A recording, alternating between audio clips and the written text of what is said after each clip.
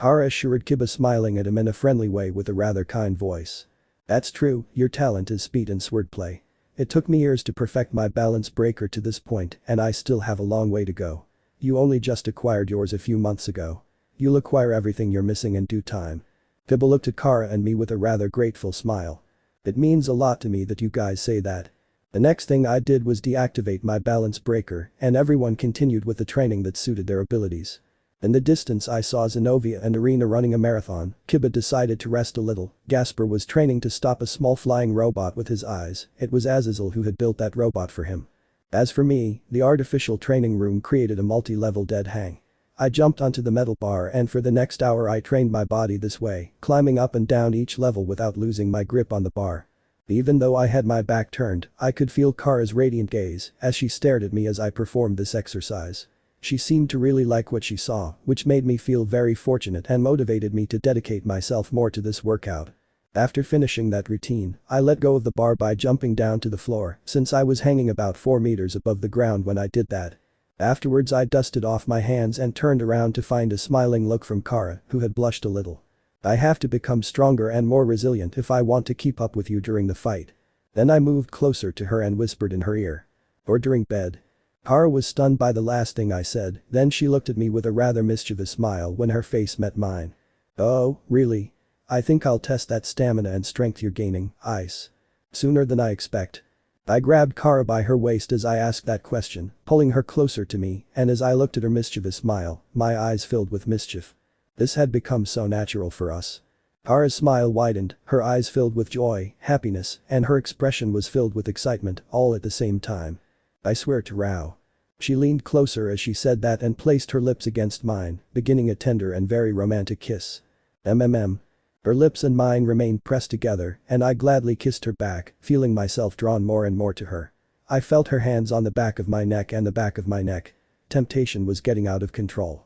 Kara kissed me more and more passionately and romantically, so much so that our kiss lasted for almost a minute, during which I felt that we both experienced a lot of joy and emotion. My hand squeezed her waist a little tighter and in a rather complacent and somewhat lascivious way, Kara used her powers to float and thus be able to surround my waist with her legs in a rather suggestive squeeze, testing my resistance. Her hands rested on my shoulders and the kiss only increased in both tenderness and passion. If we continued like this, one thing would lead to another and that didn't seem to matter to us. What if you get a room instead? Suddenly, we heard a new voice in this training camp. That prompted me to break off the kiss I was having with Kara. Looking at who that person was, I saw that it was my master Azazel who was looking at me and Kara with a rather lascivious look, smiling with a certain bitterness. I brought you some food. Who wants pizza? Sure enough, he was carrying a dozen boxes of pizzas and the aroma was unique and special. I recognized it immediately. He had bought the pizzas from Coast City. Although it was quite embarrassing that Azazel made this interruption, what he brought completely made up for it since I was starving. Oh, by Rao the first really want pizza, Azazel. Kara stepped away from me a little, standing up properly again, and tried hard to maintain sanity and decency on her face. Just in time, master. There are times when Azazel is such a good person. All of us who were training gathered around Azazel, thanked him for his gesture of goodwill, and happily accepted all the pizza Azazel brought us, then we sat down and enjoyed this delicious meal. This pizza was definitely the best. But what could be better than enjoying Coast City pizzas? Enjoying Coast City pizzas with Kara sitting on my lap. For me there was no better way to enjoy these delicious pizzas. I could sense that Kara was really happy to be sitting comfortably on my lap while we ate our respective slices of pizza. Oh, I really loved the fact that the pizza was piping hot and the ingredients were well mixed in such a way that the taste was extremely delicious. The flavor of these pizzas perfectly permeated my palate as I chewed large pieces of this delicious pizza. Kara was feeling similar things, but she smiled even more when she saw me enjoying this delicious pizza. I think she really loved the smile I was having right now. Her thighs felt so good on my lap. It seems your body is getting into great shape, Ice. I can tell it's due to your extensive training. What do you think, Kara? Azazel's question was very sudden. Kara hurried to chew the last piece of pizza she had eaten. Azazel, I have to say I'm really impressed by the stamina and strength Ice has developed. She looked closely at Azazel and glanced at my body with an expression that reflected how lucky she felt. The results of his effort and dedication are quite evident. I'm sure he can be my true rival in combat and in love at the same time. That last bit she whispered quite quietly, but I could hear it. I couldn't help but blush quite a bit when Kara said that, and I looked at her with a lot of affection. Kara saw the look on my face and smiled even happier and more contentedly. For a moment, she looked at me with a smile that was flirtatious, slightly lascivious, and very romantic at the same time. I think I was having that same look at that moment, although mine may be more lascivious and foolish. Suddenly I felt Azazel watching us both in a rather fixed and analytical manner. We both looked back at him. "Is there something wrong, Master?" Azazel sees us and says. "Kara, how would you feel if Ice used the Juggernaut drive again?" Azazel started talking about the Juggernaut drive. Bringing up that subject again after everything that happened always leaves me feeling uneasy and dismayed. I don't want to be reminded of that desperate situation again. Kara responded by shaking her head. "I wouldn't like that, Azazel." "What's wrong? Is there a reason you're asking that?" "I wouldn't want that to happen again either, and next time could be the last. The reason I used it the first time was because I thought I had lost you forever." I whispered to Kara. She turned around looking at my face with concern and with a half smile shook her head. "I'll always be with you, I promise, Ice." She affirmed as she took my hands in hers, feeling her soft caresses. I felt a little comfort from her, and when I looked into her eyes, I did so with love. His voice was full of confidence and calm. Upon seeing us, I noticed Azazel's smile. "Kara, you managed to reach Ice at key moments, even with that song you sang, you were able to reverse the berserker state that Ice obtained, that never happened with the previous Sekiryuutei. Is that so?" "I don't remember exactly what happened that time, but there are things I remember feeling. Hope. It's what I was most capable of feeling, along with love. My life was in danger of ending as a result of the Juggernaut drive until Kara was able to reverse me. I know I did it and I'll do it as many times as necessary." Kara affirmed loudly and I felt her grip on mine tighten. Then I felt a slight tremor in her hands. "Is it really possible for it to happen again?" I wouldn't like to answer that question. Azazel shrugged.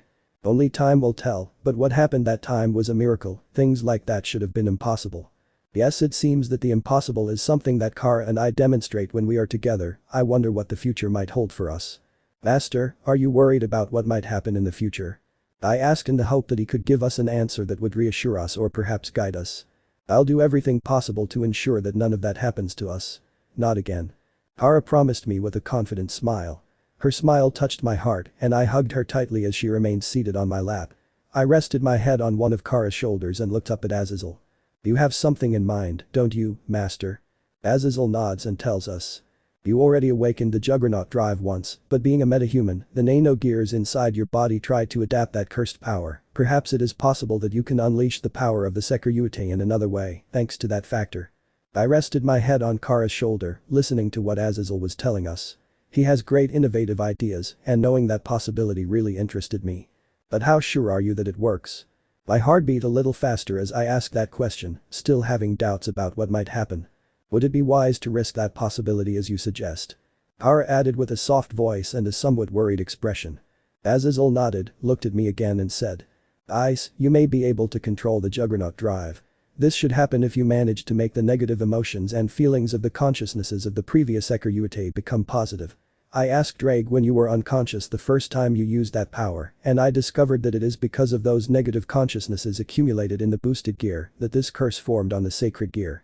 That is why when you reach a state of despair, these consciousnesses want to plunge you into darkness, sending you into a crimson purgatory, causing the sacred gear to drain all your life." Yes, I already knew that, and when I thought I'd lost Kara, I wasn't afraid of the consequences that could have on me. I had accepted that power, ignoring what Ddraig and my friends wanted. I was really upset that day, and I accepted that without Kara my life would be meaningless. I think I was very selfish to think that way. While thinking that, Azazel continued speaking. It said that the loved ones of the boosted gear's former wielders were also affected by that curse. That's why if you managed to remove that curse, you would be able to obtain power surpassing even the Juggernaut drive without sacrificing your life. That's why you have to go deep into your consciousness within the sacred gear and free your predecessors from that curse. Basically, you want me to interact with them and convince them to change their minds." Azazel nods at my question. "Yes, you have to do it, Ice. Ddraig will help you with that." "Yes, of course I will. But the thoughts of my past companions are filled with a darkness that even I could not reach." Ddraig replied loudly, having emerged on the back of my left hand as a beautiful emerald light. "Do you really think I can do it?" Kara looked at me again with an expression full of love and nodded. She trusts me. I could also feel that Ddraig agreed that I could do it, and looking at Azazel, he said to me. "Ice, I believe in you. Kara believes in you too." Of course Ddraig believes in you. All your friends believe in you. All your predecessors were absorbed by her power. You're the one with the irregular talent. You were able to recover Balance Breaker with the help of your emotions and feelings towards Kara. You reversed the berserker state of the Juggernaut drive thanks to her. You're managing to develop the Sekiryuutei power in a rather special way. Suddenly I realized that my friends who had trained here with me had also been watching me closely. Kiba, Zenobia, Irina, and Gasper. They all nodded in agreement with what Azazel said. Do you trust me that much? I couldn't help but ask that in a tone that betrayed surprise and gratitude for the support and trust they were placing in me. If so, I won't let you down. Azazel stood up. Now that I think about it, Kara, you've been a great help to Ice. Whenever he's at a crossroads, the love you feel for each other has been the catalyst for solving problems that should be impossible. What Azazel said was true. A lot has happened between Kara and me over the past few months, and more will continue to happen. I felt so proud to have Kara by my side as I listened to the words Azazel gave to Kara. Oh, thank you very much. She accepted that compliment from Azazel with a smile full of pride. Maybe you can be the key to solving the other change in Ice. Change? What are you talking about? I asked Azazel, confused, not knowing what he was talking about now. Kara looked back at me, as confused as I was, and we remained that way for several seconds. I wasn't entirely sure what other possible changes she'd made, nor did I feel strange beyond what the Juggernaut drive had caused me. What other change in Ice are you referring to? Come with me. Azazel asked us. I looked at my friends without knowing what to say, and the same went for Kara, so we decided to accompany Azazel as we said goodbye to our friends. Kara and I escorted Azazel out of the artificial battlefield, and he led us to the enormous private laboratory here in Azazel Tower. This place is special and unique, as only Azazel and those he invites are allowed in. Security here is quite high, even for individuals like Kaneko's sister. Upon entering, I saw high-tech objects that even I didn't know what they were for. I could see that there was a super microscope and also various mineral and metal alloys on a shelf with do not touch signs. I also identified a bunch of high-quality, large monitors. There's nothing Azazel doesn't have in his lab. What do you want us to see here? Kara asked Azazel, and in response, he snapped his fingers, turning on one of the monitors inside the lab. On the monitor, an image of a bunch of nanites whose shape resembled the jewels on my balance breaker scale mail was seen. I immediately recognized it as the nano gears inside my body, the result of the dark matter beam that hit my boosted gear, although at that point I hadn't awakened it yet to turn me into a metahuman, an indirect courtesy of Azazel who contributed to the Central City Particle Accelerator. What's up with this, Master Azazel? Azazel approaches the monitor and points with the index finger of his right hand at the screen. As you may already know, these are the nano gears Ice possesses. They're like a special response to keep the Sekiryuutei power stable in Ice. Since he doesn't possess high magical power or traits of a demon or supernatural being, these compensate for those deficiencies. Thanks to these nano gears, you're able to develop abilities like the Dragon Shot, and they also allow your body to recover and adapt quickly enough to adapt to your powers or survive fatal injuries in critical situations. This is possible because they are the energy source your body needs to adapt to the boosted gear. Yes, I already knew that. Thanks to the nano gears I can do things that if I were a normal human, it would have taken me months or years to perfect. Azazel snapped his fingers again, and the image on the monitor changed. What was visible now were my nano gears, but different. They were slightly bulkier but still spherical. The bright emerald color changed to a fairly dull dark red that was easily mistaken for blood. This is a recent image of your nano gears from the sample I took of your DNA after you used the Juggernaut drive. That doesn't look good at all. Did my nano gears really change that much because of the Juggernaut drive? But I don't feel any different. Kara, like me, looked at the image carefully. I understand, but I still don't understand what you're getting at, Azazel. Did the nano gears in Ice change because he used the Juggernaut drive? Is that a good thing or a bad thing? Kara asked with a worried expression, and we both looked at Azazel waiting for answers. Yes, they were modified, or rather mutated, but the code is incomplete, and that's why the form they tried to adapt remained incomplete. The confusion I felt was increasing. Master, what do you mean by saying my nano gears were incompletely modified? I don't feel any difference when I use my powers. I don't feel like there's anything wrong with me. Azazel pointed upwards with his right hand, as if counting, and said. I have two theories. The first is that the Juggernaut drive you used is incomplete and your nano gears adapted an incomplete mutation and are left half finished. My second theory is that the energy residing in your nano gears is insufficient to complete this process.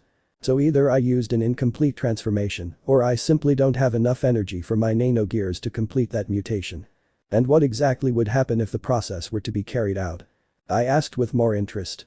You could perhaps use some of the power of the Juggernaut Drive in your balance breaker without resorting to the Juggernaut Drive. That is, you could unleash the power of the Sekiryuutei while in your balance breaker form. You wouldn't have the same amount of power as in a Juggernaut Drive form, but it would be a great advantage if you could adapt the Sekiryuutei power into different alternatives, like a gate of infinite possibilities. The fact that I could have access to the same power that is unleashed through the Juggernaut Drive, but without it being the Juggernaut Drive, would be a huge advantage for me. But the fact that they are incomplete is worrying to me. What exactly would be needed for this process to be completed? Hara asked, quite curious. She wanted to know more. Apparently, this topic had interested her greatly, although I think she could follow my teacher's conversation more easily than I could. Ice would need a power source greater than that of his nanogears. Is there really an energy force capable of surpassing that of nanogears? Hara asked in bewilderment. Well, I'm also puzzled since I thought the energy from my nanogears was more than enough to perform all the powers of my boosted gear. Knowing that it's insufficient for the Juggernaut Drive is simply overwhelming. I always thought the nanogears in ice were an unbeatable source of energy for their power. Hara said that, unable to believe what she was hearing, and placed one of her hands under her chin, as if she was thinking of finding a solution, but I think Azazel had already taken care of that. I highly doubt Azazel told us this lightly. Azazel looked at Kara. It's in your cells, Kara, since your Kryptonian physiology uses solar energy as an unparalleled power source. Kara's face lit up at that knowledge. I understand. However, how could we make the energy from the nanogears and the energy I use complement each other? Kara asked that question in a rather curious voice, and in her I felt a strong desire and need for what Azazel was suggesting to somehow come true. Azazel smiled like a mad scientist about to perform secret experiments. If you allow me to study your physiology, your Kryptonian cells and the solar energy that resides within them, I could find a way to make Ice's nanogears adapt part of your physiology so that they can also draw on solar energy and receive enough energy to complete themselves. Wait a minute, do you want to study Kara? I couldn't help but feel protective of Kara, but she instead nodded and smiled at Azazel. Please do. That's what science and research are for. So that, thanks to them, we can find solutions to various problems that wouldn't be possible otherwise. Kara had agreed to be studied by Azazel. In his voice, one could perceive hope, confidence and security in the science that Azazel was proposing and what he could discover thanks to it. Are you sure you want to do this, Kara? I know she's already made her decision, but I don't know, I think she's going too far just for me, and I feel like this is too much. Kara looked at me with a smile and a nod. I'm clear about that, Ice. I'm willing to do whatever it takes, and if that means having my cells and Kryptonian physiology studied, I'll accept it without complaint. She took my cheeks in her hands, and I felt the soft, wonderful touch they caused in me. I will do it because I believe that with the discoveries Azazel can make by studying this, we could come up with a solution to what has been tormenting us, the Juggernaut Drive. I was impressed by the great devotion Kara was showing me, it was so much that I was moved by her. Kara smiled at me in a very loving way and continued talking to me without taking her hands off my cheeks. Ice, you are the most important thing in my life. I love you, and that's why I will do everything in my power and within my reach to do the possible and impossible for you. With my love and loyalty to you, we will make this idea of Azazel a reality. At that moment, upon hearing that beautiful affirmation, I took Kara's waist in my hands. The caresses I received on my cheeks from her hands were so lovely and stimulating. Her touch was truly relaxing. I pulled Kara closer to me and kissed her soft, delicious lips. With all the love and affection I have for her, everything I felt for her, this loyalty, this love, I transmitted it to her in this kiss. I could feel her heart beating fast, and she kissed me back, her lower lip pressed against my upper lip as we continued kissing. Kara took my hair behind my neck with one of her hands, while the other went behind my neck. We would have continued if it weren't for the fact that we were next to Azazel, and as I separated my lips from those of my beloved Kara, I stared lovingly into her eyes. I love you. I know. I love you too. Kara smiled as she told me with a rather flirtatious voice and smile, then she turned her gaze to where Azazel was, and I saw her raise one of her eyebrows. Azazel, when do you think we'll be able to work on this project? Azazel was thoughtful and after a few seconds he smiled and said. We could start tomorrow, take the rest of the night, I'm sure you want to be with I somewhere else, right? Kara blushed a little and nodded happily. That's right. See you tomorrow, then. Well, thank you for everything, Master Azazel. Kara and I said goodbye to Azazel before finally returning to our apartment. Tomorrow would be a more laborious day, since during the night we had to escort Odin, who would still be busy with preparations for his meeting with other gods. I hope everything goes well, although you never know when a troublesome enemy might make itself known. Chapter 49. The Joint Army, Part 1. Manhattan, New York. October 17, 2017, 10:25 p.m. It was night and almost 2 days had passed since Odin's arrival. Kara, Kiba, Irina, Barakiel and I, Issei Hyoudou, were flying as escorts of the enormous carriage of the 8-legged warhorse, called Sleipnir. The horse was literally flying. I was flying through the skies of New York. And because the horse was big, the wagon was big too. Inside the wagon were my master Azazel, Zez, Zenobia, Rias, Akeno, Kaneko, Gasper, Rossweisse and Odin. You could say it was a pretty safe escort for the chief god of Asgard. Although for the love of God, this guy was the worst. The ideal woman is definitely a fallen angel with big tits. They are the best. I heard Odin shout from the carriage in a voice that was full of satisfaction. What a nice guy. Kara, who was flying next to me, said this in a low voice with a lot of sarcasm, making a face of disgust and with her right hand on her forehead.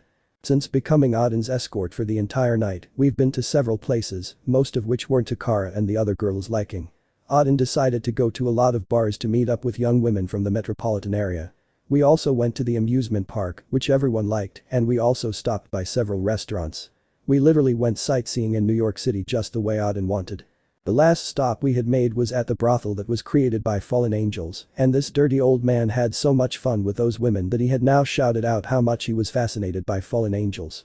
At that time, Odin had even invited me to experiment with other women, which I immediately rejected since I was completely faithful to Kara, something the gods apparently don't seem to understand. After we left that place, Kara was very close to her limit since she had the desire to melt Odin's head with her heat vision. I was also deeply bothered by the old man's attitude, but it affected Kara deeply. Now I understand why the rest of the Justice League decided not to join Odin's escort under the excuse of protecting their respective cities. Surely Diana would have tried to crucify or behead him. Taking care of this old man is very problematic since he was a nuisance.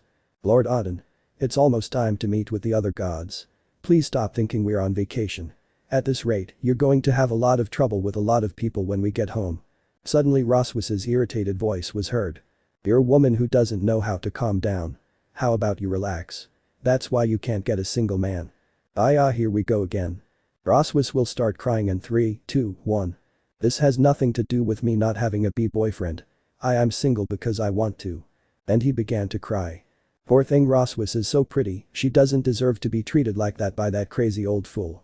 Kara seemed to tense slightly upon hearing Rossweisse's wailing. After everything that had happened tonight, she felt deeply for poor Rossweisse, who must endure the curse of Odin every hour of every day. If this old man were someone else, no, if we didn't have to maintain a certain relationship with this person, Kara would surely have tried to give Odin a tremendous beating, no matter what kind of god he was. She was feeling very irritated and seemed to want to get even with something soon, which worried me a little, so with a movement of my wings, I moved a little closer to her. Kara. Yes, what's wrong, Ice? Kara turned her gaze towards me, leaning forward slightly, keeping her arms crossed, while looking at me with a kind smile, despite the annoyance she felt towards this god, whom she nicknamed throughout this night as Old Green, but with words from her Kryptonian language. It really drives you crazy, doesn't it? It was the first time I saw my girlfriend so upset with someone. Not even with Batman had she bothered to this extent. Yes, it irritates me that he treats my gender that way. Women are much more than just a few physically attractive attributes. Kara was trying really hard to stay calm, the two of us broke the escort formation a bit and flew higher up the car, she shrugged, and we both said at the same time. Odin is an idiot. Odin is an idiot. We whispered it quietly enough so that no one else could hear what we were saying about the god who rules Asgard. Well, to tell the truth, I'm grateful that your attributes are physically very attractive.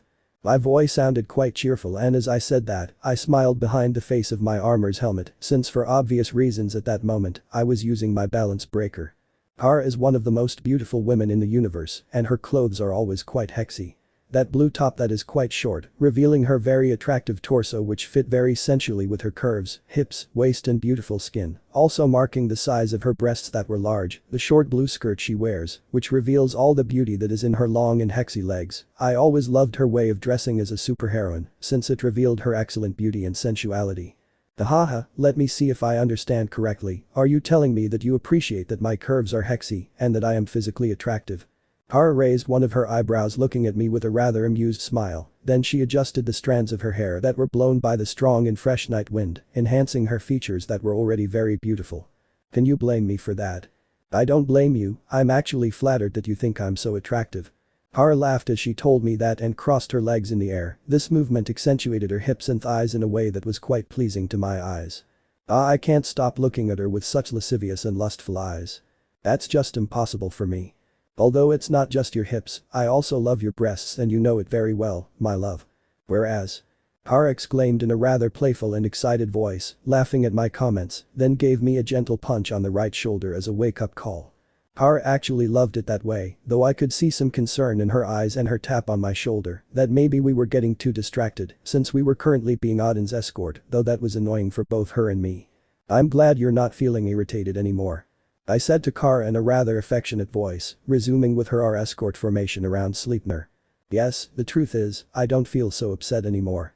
Suddenly Kara's gaze became quite serious as she looked at what was in front of us, her eyes became very alert, as if her body sensed that something bad was going to happen. When I was about to ask him what was wrong, I felt it too.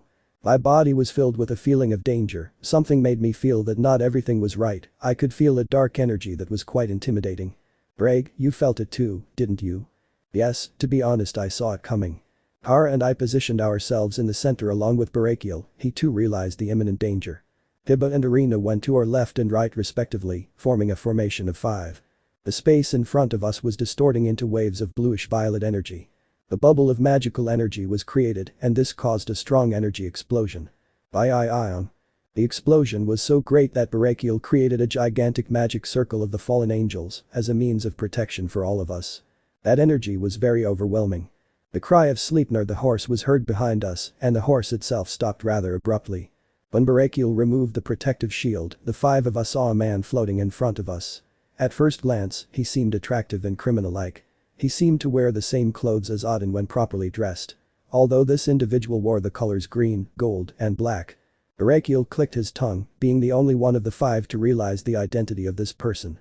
This man looked at me and Kara and smiled with a strange fascination. HMPH. This is getting very interesting. I knew coming to these foreign lands, I'd meet you. Sekiryuutei and Supergirl. My name is Loki, I am the evil god of Asgard and within me rests a glorious purpose. EDD evil god. This guy is that Loki. The real one. Wait, he didn't just come here and the evil energy this being emanates is. If I remember correctly, and correct me if I'm wrong, you weren't some kind of god of deception who only thought about causing havoc and chaos wherever you went. Loki clapped upon hearing Kara. Congratulations Supergirl, you are correct. This god's attitude seems to be very calm, but the darkness within him only increased my chills. It's no coincidence that you came here. Are you looking for Odin? I asked him that question trying to stay calm, but the energy Loki emanated kept making me nervous. Loki looks at Kara and me with a malicious smile and crosses his arms. That's right, I've come for Odin, since that shameless old man thinks he can ally himself with you without suffering the consequences. His way of speaking was just like a villain. And you, why do you love Odin? Kara asked, raising one of her eyebrows, then she came closer to me and whispered to me. What's this guy planning? Why does he want to find Odin? Sorry Kara, but you're asking that question to the wrong person. This is the first time I've met Loki. I don't know what he's planning with Odin, but from the way he appeared I can deduce that it's not anything good. A loud flapping of 12 wings was heard behind me and the person who appeared in front of me on the defensive was Azazel. You were very brave to come here, Loki. Azazel's voice was thick with anger. My master Azazel loves peaceful days, and Loki seems to be the very opposite of the principles of peace and prosperity. Hearing Azazel's words, Loki laughs with great joy. Well, so you're the supreme ruler of the fallen angels, huh? Normally, I'd avoid meeting you or the Justice League, but this time there's no choice. Alright, along with Odin, you'll all receive my punishment. Punishment for what? What harm could we have done to Loki? I don't understand.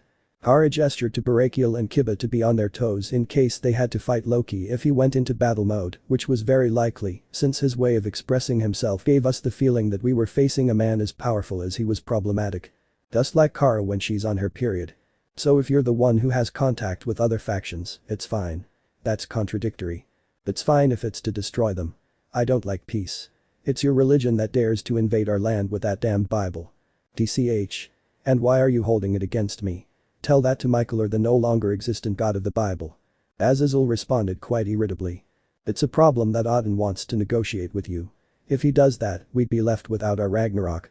What is it you want to know by leaving Yggdrasil? Azazel points his fingers at Loki. I'll ask you once. Does this have to do with Chaos Brigade?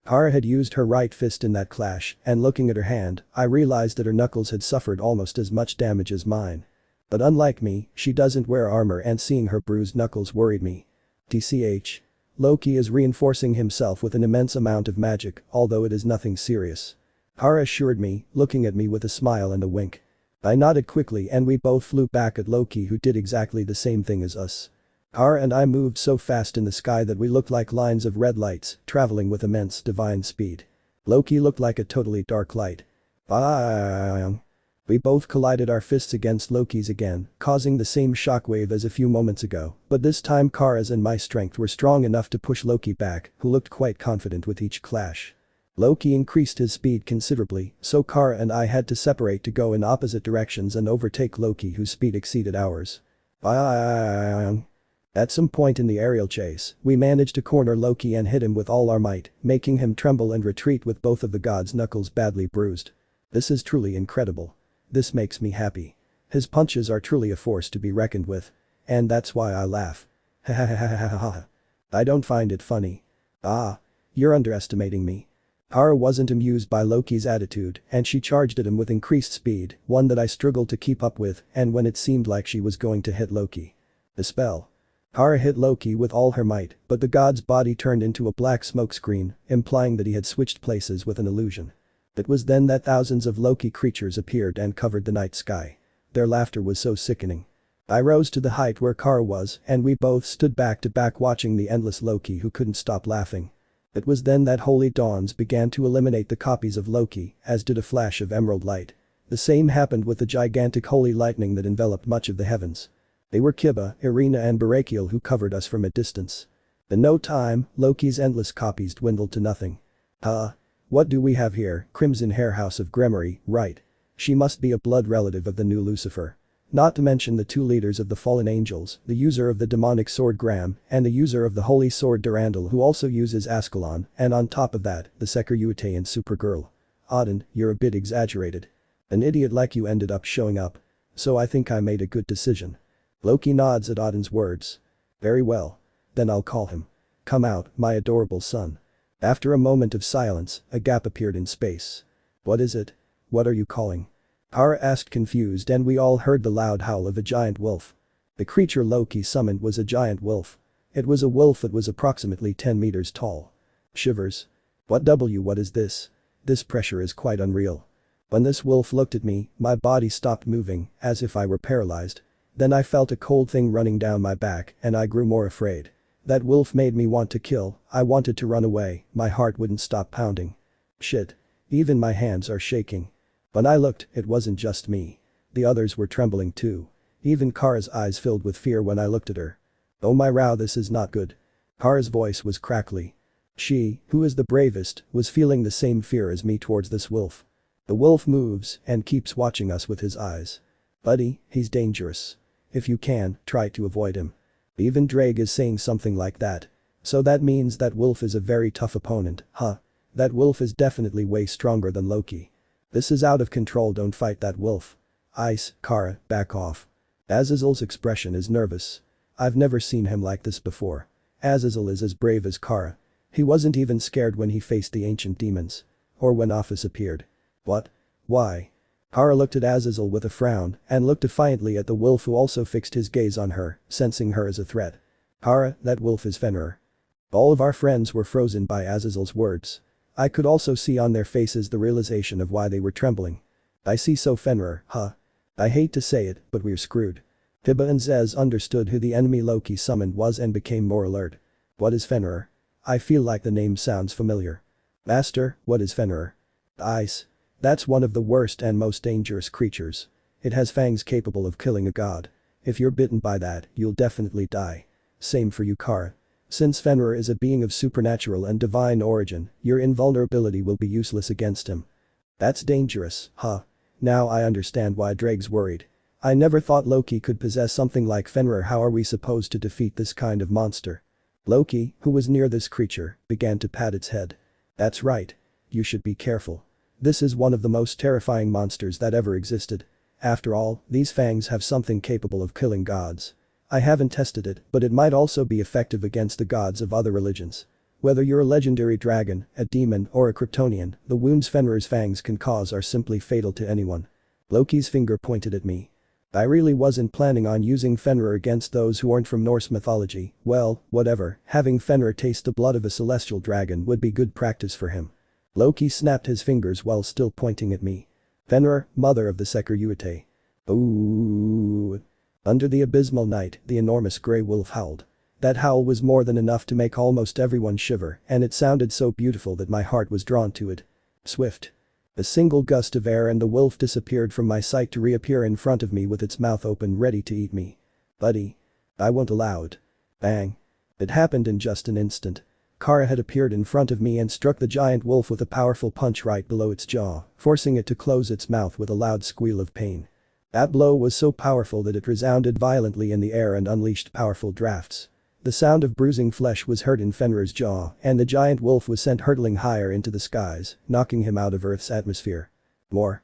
Her reaction surprised and shocked me at the same time. Are you okay, Ice? Kara turned around and her gaze turned towards me. She was very worried and overwhelmed by the adrenaline she was having at the moment. Yes, I'm fine thanks to you protecting me. Phew, I'm glad you're okay. Kara sighed in relief and looked at me with a rather bright and happy smile, then she turned around and pointed her gaze at Loki. Loki, you're next. Suddenly the huge wolf reappeared growling at Kara for the blow he received from her and stayed close to Loki who was visibly surprised, having a rather bitter smile. You were able to outwit Fenrir in a second. You're truly terrifying, Supergirl. I have to get rid of you too before you become a true threat to all the gods. You seem very sure of yourself, Loki. Kara clenched her fists tightly, her gaze never leaving the god. The way she spoke those words expressed all the anger she was feeling at that moment.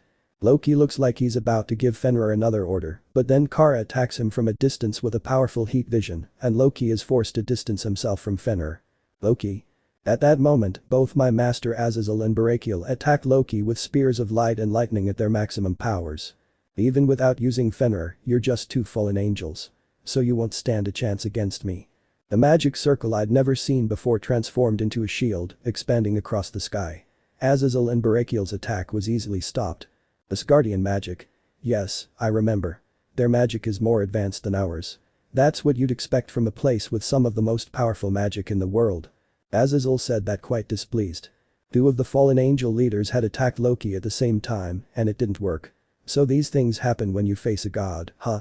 Then I'll use the same magic. The one who said that was Rossweisse, and she activated several magic circles with the same design as Loki's and launched her attacks randomly. They seemed to be really powerful attacks. Rossweisse's use of her powers was surprising. Now I understand why she's Odin's bodyguard. Is she a magical genius? No. Loki's defensive magic circles activate all over his body to protect him, blocking Rossweisse's attack. Is it also useless to use the same magic? Now it's my turn. Loki tries to wave his right hand, then Fenrir's instincts kick in. His cold, emotionless eyes are directed toward them. I can't allow them to be attacked. I have to do something immediately. In my hands I accumulated the power of my aura and the energy of my nano gears to begin creating two dragon shot, distributing in both a good amount of the power I possessed at that moment. I don't think they're enough to deal with Fenrir who, after receiving that brutal blow from Kara, is still capable of fighting.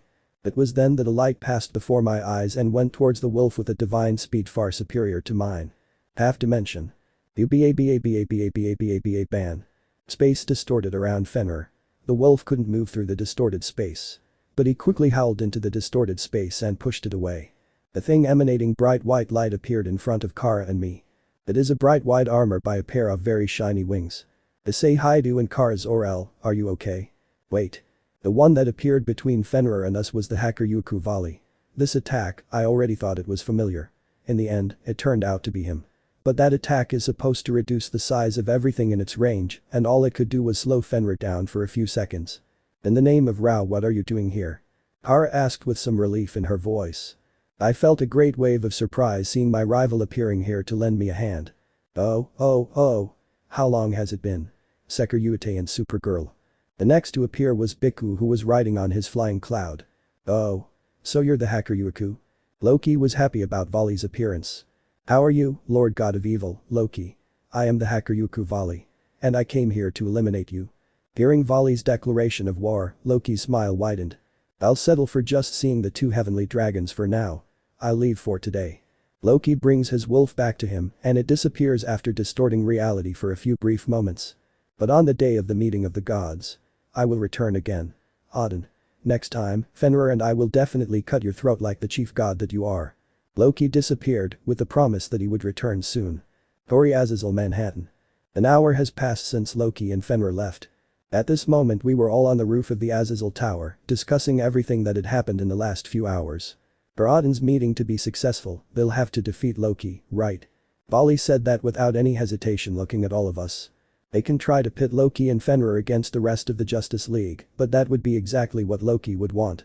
Aside from Metropolis, Gotham City, and several other cities or islands being attacked by the Chaos Brigade, the possibility of more reinforcements coming is low but not impossible.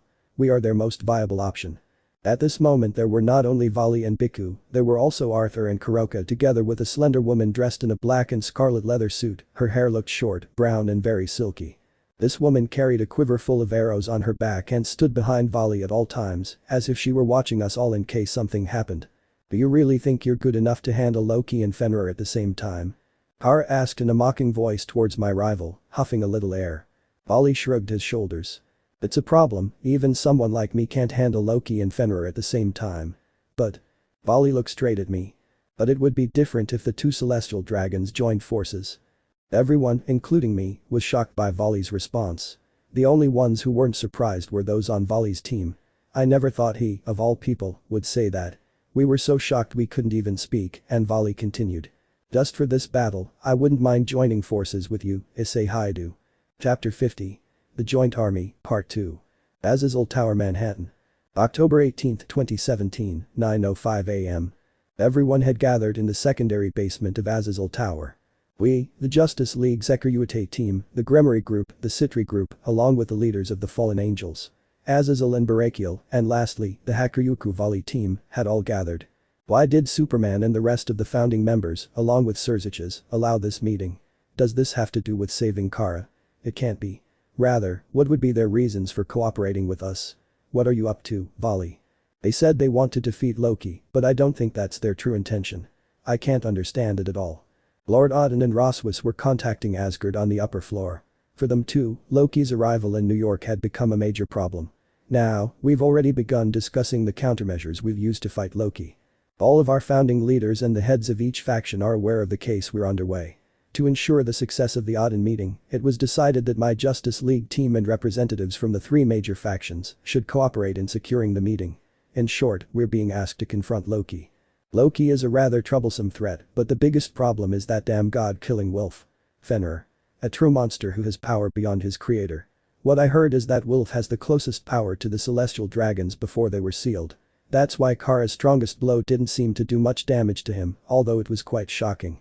I have never been so close to death as I am now. Besides, Vali and I are not yet able to use the true power of a celestial dragon. We're no match for that damn wolf. Perhaps if we both used the Juggernaut drive, we'd have a chance of winning the fight, but if I were to use it, I'd die, and Vali would exhaust his demonic powers and be defenseless against Loki. If things went wrong, Vali would be forced to use not only his demonic powers, but also his lifespan, and then he'd die as well. The odds of defeating Loki and Fenrir are low, but luckily, they're not zero. And if we fail, the rest of the league would be the next line of defense. That's why we were currently planning a good strategy to confront Loki and Fenrir. First of all, Vali. Why do you want to cooperate with us? Azazel, who's standing in front of the blackboard, asked Vali that, and we all wanted to know his answer. Yeah. Since it's pretty weird that this guy would want to help us out of nowhere, this is pretty weird, he's probably planning something. Vali made a grim face and replied saying. I just want to fight Loki and Fenrir. Bhikkhu and the others have already agreed. Is that not enough of a reason for you? Hearing that, Azazel's eyebrows twitched because Vali's answer didn't convince him at all. Yes, that's not enough. But it's true that we need your help for this fight. Right now, we're in a situation where neither faction can send reinforcements due to the hero faction's attack. There might be a connection between your team and the hero faction, but because of your personality, there's no way you can cooperate with the hero faction. Yes, we'll try to avoid getting too involved with you as much as possible. I'm still planning on fighting Loki and Fenrir, even if you help us. Although if you don't cooperate with us, then we'll keep fighting and finish them off at the same time as all of you. A threat. If we cooperate, they'll defeat Loki with our help. If we don't cooperate, they'll attack us along with Loki to defeat him, right? Serzich's thought about this a lot, but he told me that he couldn't refuse your offer, since you are the only surviving descendant of the ancient lords of the underworld. Serzich's is an overly naive Lucifer, but I also believe that it would be better to have you cooperate with us, instead of allowing you to roam free. Cooperating with the hacker Yuiku, the one who is destined to fight against Ice and is still part of Chaos Brigade, of course, what could go wrong? Hara expressed her opinion quite sarcastically after hearing Azazel. Rias and Sona also agreed, though their expressions didn't look at all satisfied. It must be easier to keep them under surveillance, rather than letting them loose. If that's what my older brother wants, what can we do? Besides, we only came to support him, we're in no position to complain. Azazel looked back at Vali. They're probably up to something. Who knows? Azazel's gaze hardened upon hearing Vali's response. How about this, I reserve the right to attack you if you make any suspicious moves. I have no intention of doing anything like that, but if I am attacked, I will not be defeated so easily. Vali said that to Azazel in a rather brazen manner. Azazel walked away from Vali and approached me. Well, we'll stop thinking about Vali for now. Let's think of a strategy to use against Loki instead. I've been thinking about creating a strategy to defeat Loki and Fenrir by contacting someone special. Are you going to ask about Loki and Fenrir? Azazel nods at my question. Yes, there's someone who knows a lot about those two. So he'll have to give us information. Who would that person be? One of the 5 dragon kings. The sleeping dragon, Midgardsormr. Oh, a dragon king. What does a dragon king have to do with all this? Vali smiles at my question. Well, that option is pretty obvious, but will Midgardsormr really answer the call? Azazel nods to Vali's question. We'll open the dragon gate with the 2 celestial dragons, and we'll also be assisted by the powers of the dragon kings Fafnir, Vritra, and Tannen. We'll limit ourselves to summoning Midgardsormr's consciousness from there. His real body is sleeping in the depths of the ocean off northern Europe, in Scandinavia. So there's a way like that. So legendary dragons can do that sort of thing, huh? Am I included too? The truth is, I feel pressured since I'm weak and everyone else is a monster. Saji asks timidly. He has Vritra's sacred gear after all. Well, you'll have to come as one of the necessary factors. Along with me and the 2 celestial dragons. Wait until I contact Tannen.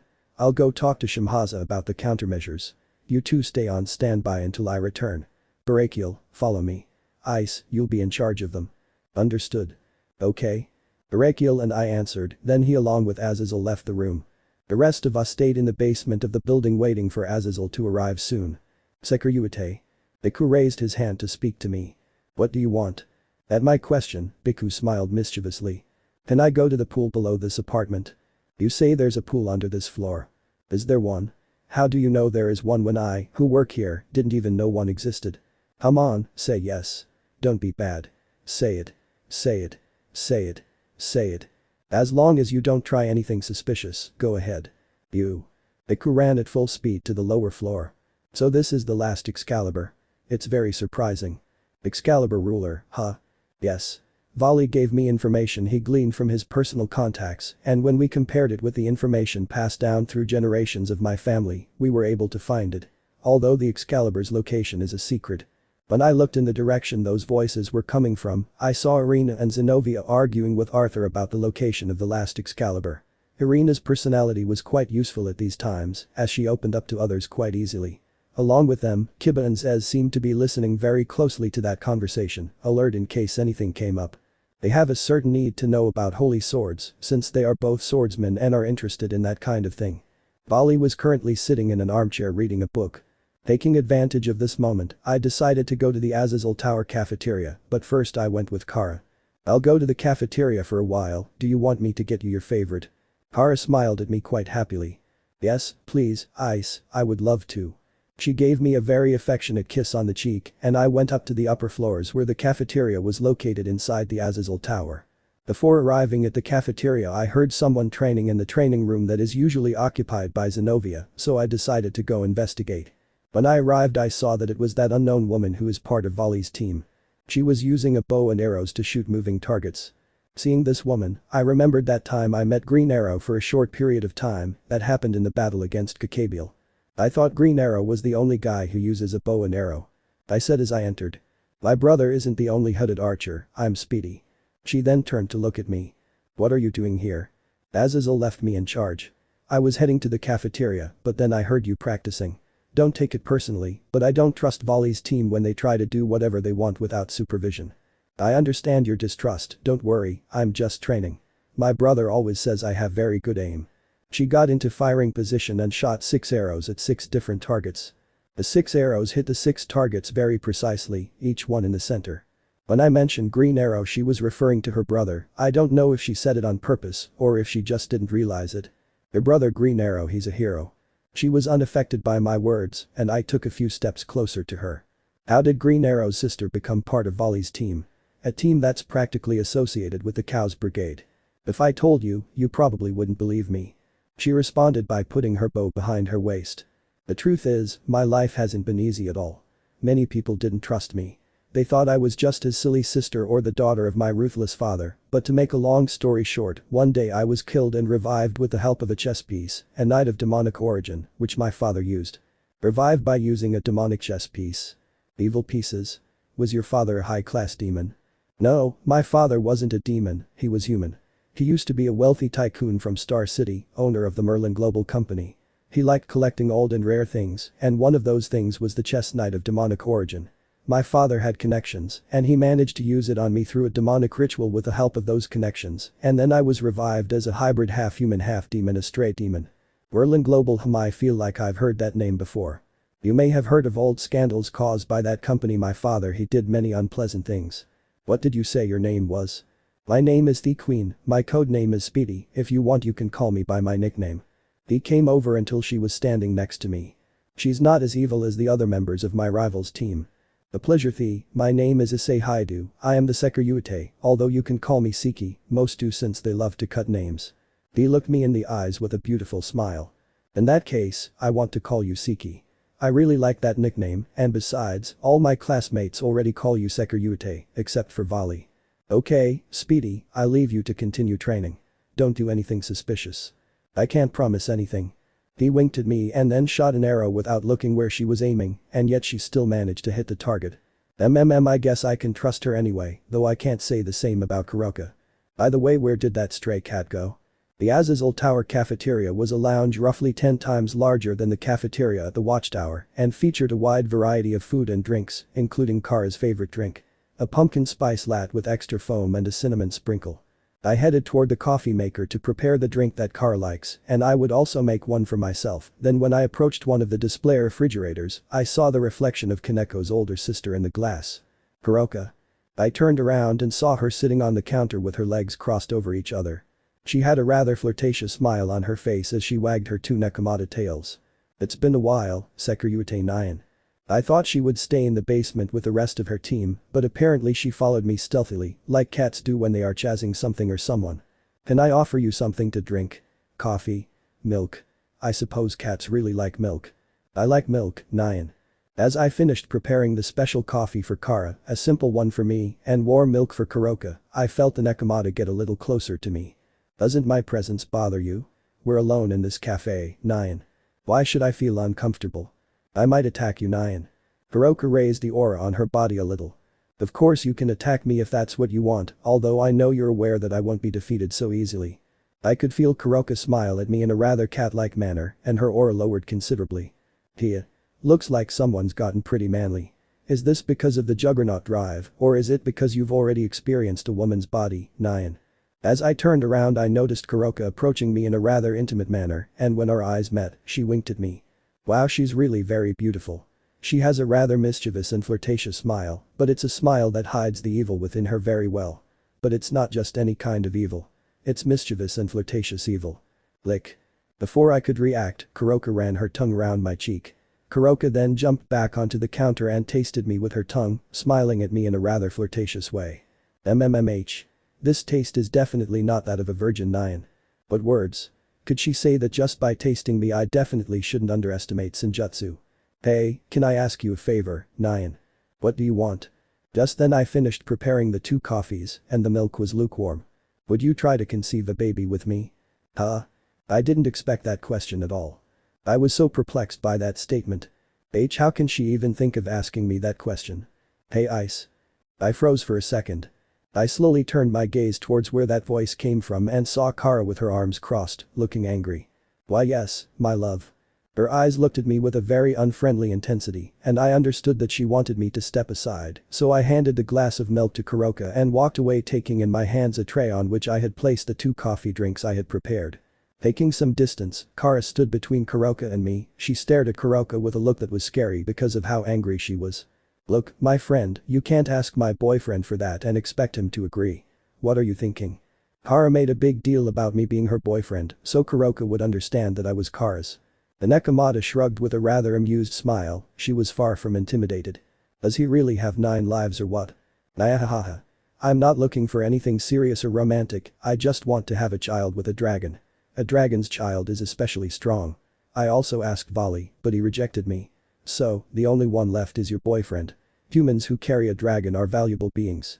And you can't ask for more since he possesses the genetics of one of the 2 celestial dragons. That's why I want to have his child Nyan. Wait a second, did I hear wrong or did she say Vali rejected her? Does my rival not like women? How is he even capable of doing something like that? That's why I want to have Hex with him so he can give me his genes Nyan. I felt a strange vibe here in the cafeteria emanating from Kara. He got very angry. Even Ddraig sounded worried. Look Kuroka, I don't care if it's just to have the child of a dragon or not, the fact is that Issei Hyoudou is my partner and I'm not going to allow you to have a child with him just because Vali rejected you, so forget about that idea completely and continue with your life as a stray cat. What is this feeling of danger and bloodshed I'm feeling? There's a bloody battle about to begin between Kara and Kuroka. I can feel the hostility of both women rising immeasurably. Is there really going to be a fight long before the battle between Loki and Fenrir against us starts? No. I have to put a stop to this, Azazel left me in charge, I can't let him down. Fearing the implications of a fight between Kara and Kuroka, I grabbed Kara's cloak with my left hand, holding the tray with my right, and pulled back Kara's cloak with the intention of getting us away from Kuroka. The gesture surprised Kara, who looked at me quite intensely, but instead of getting angry with me she sighed and allowed us to walk away from Kuroka, who stayed in the cafeteria to drink the milk I had served her. The last thing I saw of Kuroka was her sly and amused smile at what had happened. Once outside the cafeteria, I dropped Kara's cloak and she stood beside me. She still had a look of anger on her face, but now she was calmer. "Hey, not to provoke you, but… yeah." Kara turned to me to listen. "When you get angry you are really scary." Kara was silent for a second and the next second she burst out laughing. "Hahaha.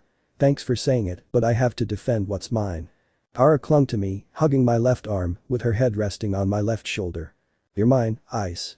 Only mine. Oh how I love her. Seriously. His attitude sometimes scares me, but most of the time he has me in love and makes me feel very happy." As Kara continued to cling lovingly to my left arm, I brought the cup holder I was holding in my right hand, which held our drinks, closer to her. "Here you go." Kara smiled at me even happier and took the coffee with her left hand without letting go of my arm. "Thanks Ice. I love it." Kara drank the coffee I made for her just the way she liked it and was delighted both by the taste and warmth of the coffee and by our closeness. "And what about me being only yours?" I ventured to ask her with a playful smile, and Kara smiled at me in a very happy, sensual and proud way. "It's the truth, you are only mine. Same goes for you. For me, you will always be my one and only true love. I don't want anyone else but you, Ice." Kara clung tighter to my left arm as she continued to drink her coffee and we both walked back to the others. Unknown location. After Azazel returned, Saji, Vali and I teleported from the secondary basement of Azazel Tower using the teleportation magic circle. In order to summon the Dragon King we were talking about. Even though we've already made special preparations, we still need to succeed in summoning his consciousness. The place we arrived at after teleporting was a blank space. Is this one of those spaces used as a stadium for the raiding game? And even if I look around, there's nothing to see, but in the distance there was. A huge dragon was waiting for us. It's been a while since we all got together. Old. Yes, it was old Tannen. Oh. Yes, Azazel said we also need his power to summon Midgardsormr. So that's Vritra over there, huh? Old Tannen looked at Saji and at that moment Saji's entire body trembled. BDD Dragon, a Dragon King. A supreme class demon. It seems that his feelings were mixed with nervousness and admiration. Don't be nervous. Old Tannen looks scary on the outside, but inside he's a very kind dragon. Idiot. He's an ultimate class devil. Lord Tannen. You can't just call him old man. What's wrong with me calling him that, Saji? I certainly think calling him old man is fine. Or what do you think, old Tannen? Old Tannen looked at me. You can call me whatever you want, Hyoudou say. You see.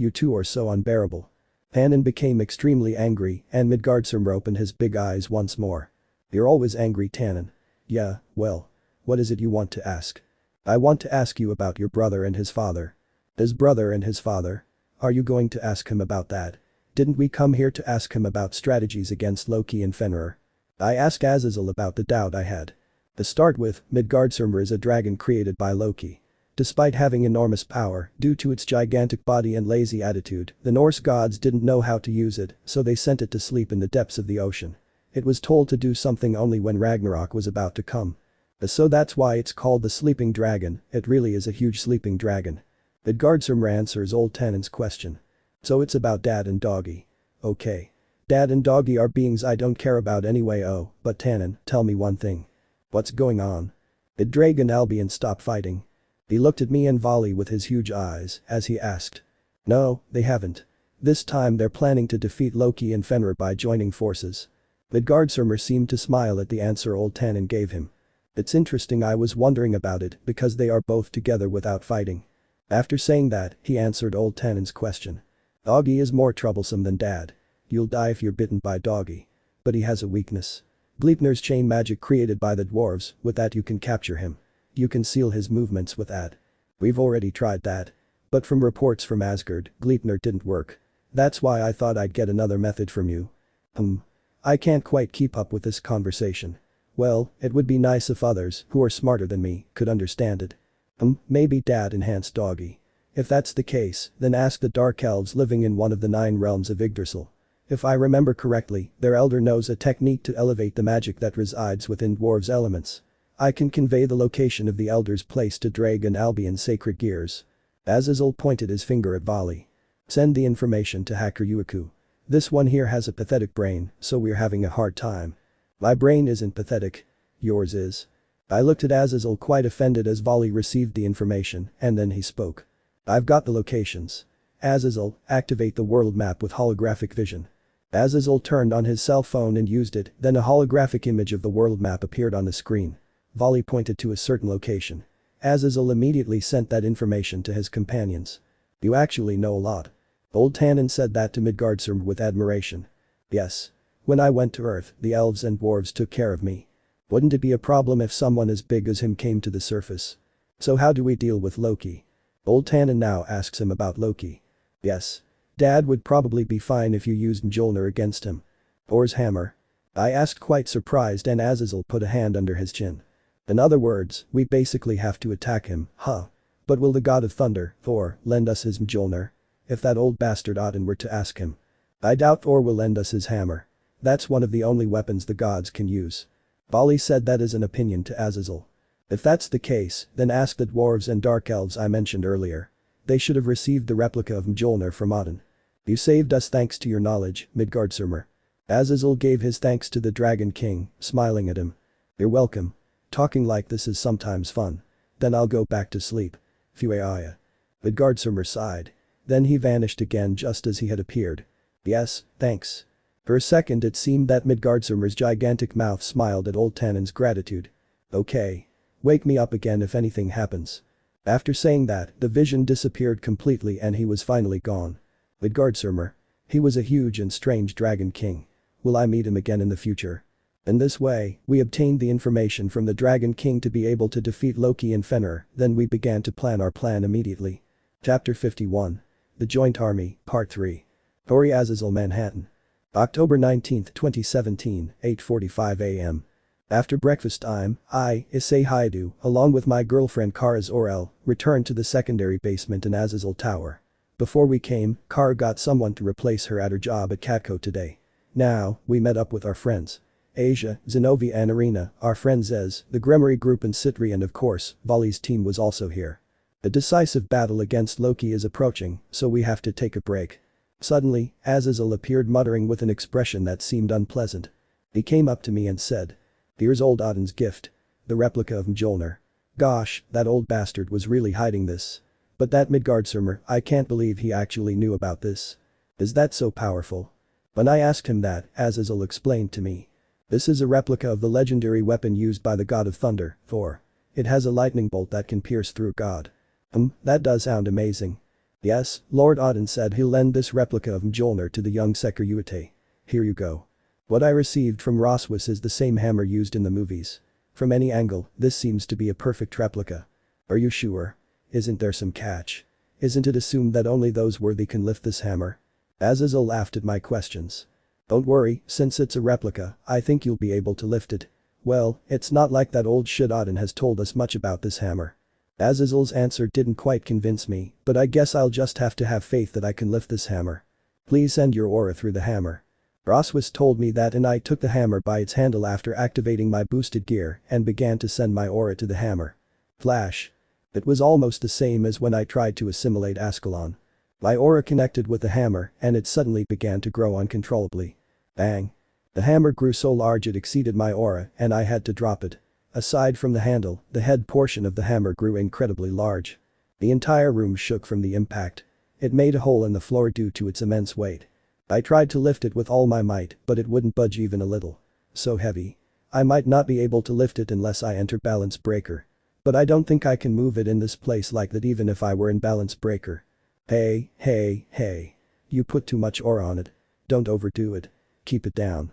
Azazel said this with a sigh, and when he listened to him, the hammer returned to its normal size. Even though it's a replica, it's close to the real thing. Normally, it can only be used by a god like Thor, but with Barakiel's help, we've made it so that even a metahuman like you can temporarily use this weapon. Don't swing it around like crazy. Okay. Or the entire area around this place will disappear due to the high energy of the thunder. Really, wow, that's scary. Hearing what Azazel said, I stepped back a bit. Are you really going to hand over such a dangerous weapon of destruction to me? Hara on the other hand laughed a little at my reaction to the weapon and moved closer to the hammer to get a better look at the details of the metal. Honestly, I never thought I'd see the day I'd have to wield a replica of Mjolnir itself. No, in fact, I never saw myself facing off against Loki and Fenrir using a replica of Thor's hammer. But should I really be the one to use it? I mean, there are better options than me, right? But wouldn't it be better for Kara to use this hammer? She's Supergirl. I made that suggestion pointing to my girlfriend who was surprised by what I said. Kara thought about it for a bit, looking at the handle of the hammer, and then said to me with a smile. Well, it's true that I could use it, but don't worry, Ice. The hammer was borrowed for you to use. You're ace in the hole against Loki, so I'm not worried about you being the one to use it. If Kara says so then I have no reason to reject such a dangerous and powerful weapon. I will do my best to use it properly. Azazel looked at Vali. Vali, how about I ask old Odin for a weapon for you? He might give you something special. Azazel perked up at that prospect, but Vali just smiled boldly and shook his head. I don't need it. I intend to master the original power of the celestial dragon. I don't need an extra weapon. What I want is something else. The words he said pierced my heart a little. Vali is overflowing with pure talent. Even if he doesn't work as hard as I do or receive any new powers, he's already strong enough because of his talent. I could never defeat Vali with techniques, and his demonic powers are beyond the power of my nano gears. Even his physical ability is too great, even if he doesn't train like me. And I, on the other hand, have to push myself to the limit to acquire something this guy has plenty of. It makes me jealous. He who is my rival is always a few steps ahead of me. No. I have my own path of growth. I'll grow stronger in my own way with the help of Kara and my friends. And one day, I'll definitely surpass Vali. I can't give up the fight. I'm definitely going to. Biku, I have received a message addressed to you. Azazel looked at Biku saying that. Huh? For me? Whose? Biku points to himself and makes a doubtful face. I'll punish you as soon as I find you. It was from the first. It seemed as if he was looking for you along with Yulong. That guy is a piece of shit. He found out I was a terrorist. On top of that, bringing you along with him is too much. Biku started sweating a lot with the words Azazel said to him. Seriously, he turned pale. I never thought this guy who always acts like he's having fun would get so scared. First? Are you referring to the first generation of son Wukong? Biku, could we come to your home sometime? It might be interesting to meet Yulong and the first generation of son Wukong. Don't do that, Vali. Aside from Yulong who seems to be retired, the old man from the first generation is a true monster. He can still be considered active. That old man has mastered Senjutsu and Jujutsu completely. That's why he's so strong. For this guy named Biku, who bravely fought Kara in the underworld, to be terrified. It means that that guy from the first generation must be someone incredibly powerful. After we were all finally ready, Azazel proceeded to tell us the plan to confront Loki and Fenrir. First, we'll wait for him to appear at the meeting place, then the Citri group will use their powers to transfer us all to another location, along with Loki and Fenrir. The location of the place you'll be transferred to is a stone mine. Azazel explained. The ones who will take on Loki will be Ice, Kara, and Vali. With the power of the 2 celestial dragons and a Kryptonian, it will be more than enough. The ones who will take on Fenrir will be the rest of Ice and Vali's team, along with the Gremory group, who will use the chains to capture him. They will have to eliminate him after that. Without a doubt, we can't let Fenrir reach Odin, since his fangs can kill a god. Even if it is the god Odin, he would die if bitten by those fangs. We have to prevent that from happening at all costs. That's our plan. The Citri group will transport us to the enemy, then Kara, Vali, and I will confront Loki. The rest will have to deal with Fenrir. Such pressure. It's my first time facing a god. It's my first time facing one, and I'll be doing it together with my beloved girlfriend and my eternal rival. We're definitely going to beat Loki. Though I feel like Kara and I can't let our guard down around Vali anyway, he's definitely planning something. Now, since they went out to look for the chain to where the Dark Elder is. We just have to wait for us to get it, so what's left now is Saji. Azazel called Saji. What's up, Mr. Azazel? You're also important to this strategy. You have Ritra's sacred gear, after all. Saji was so shocked that his eyes were about to pop out at the words Azazel spoke. Please wait a moment. I don't have an insane power like Hyoudou, Kara's or the hacker Yuku. I won't be able to fight against a god, let alone Fenrir. I thought I just had to transfer everyone along with Miss Sona and the others. He was in a state of panic. Saji's ability is certainly effective, but it will undoubtedly be difficult for him to face a god or Fenrir. Azazel sighed knowing Saji would say that. I know. I'm not going to tell you things like fight on the front lines. But you're going to have to support your allies with the power of Ritra. Especially Ice and Kara, who will be fighting on the front lines alongside Vali. They need your help. Help? You need a little training for that. There's something I want to try. Sona, I'm going to borrow this boy from you for a bit. Azazel told Sona. That's fine, but where are you taking it? I'll take him to the Gregory building in the territory of the fallen angels of the underworld. Azazel had a happy face. Why do you want to take it to another building when we're already in one? Oh, I know. Azazel's grinning face must have been more than obvious. This must be one hell of a workout.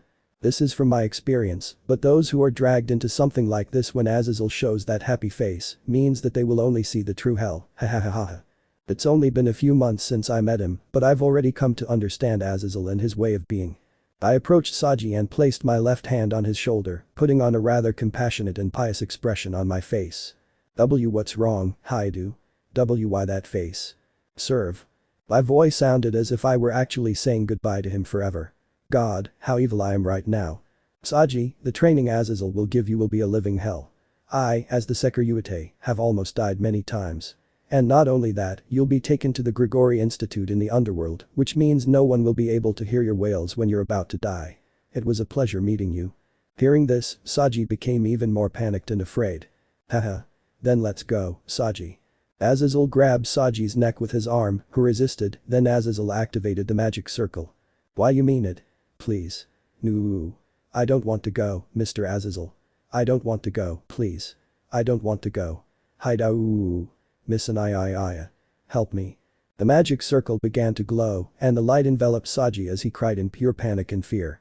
Goodbye Saji, when you die I promise that I will visit your grave at least once. I was actually really enjoying acting so evil. Please be safe. I said that with an amused smile as I walked back over to Kara and she laughed softly. Poor Saji. Ha, no, I don't think so. He won't die, so there's nothing to worry about. He's just being trained by Azazel. What could go wrong? Yes, what could go wrong in a hellish training with Azazel?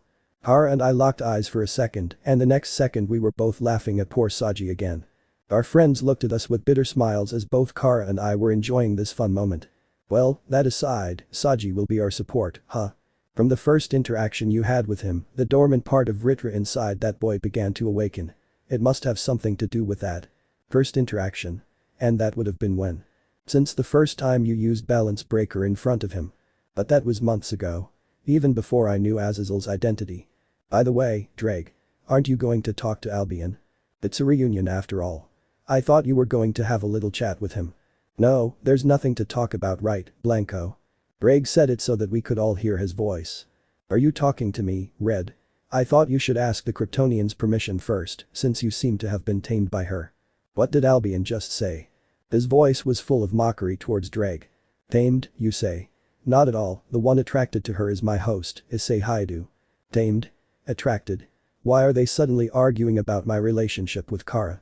Having the Juggernaut drive state deactivated because of a song she sang. That's so ridiculously adorable I can't stop making fun of you, Red. What did you say? It's not my fault Kara's Orel has a good voice. In fact, that's a good thing.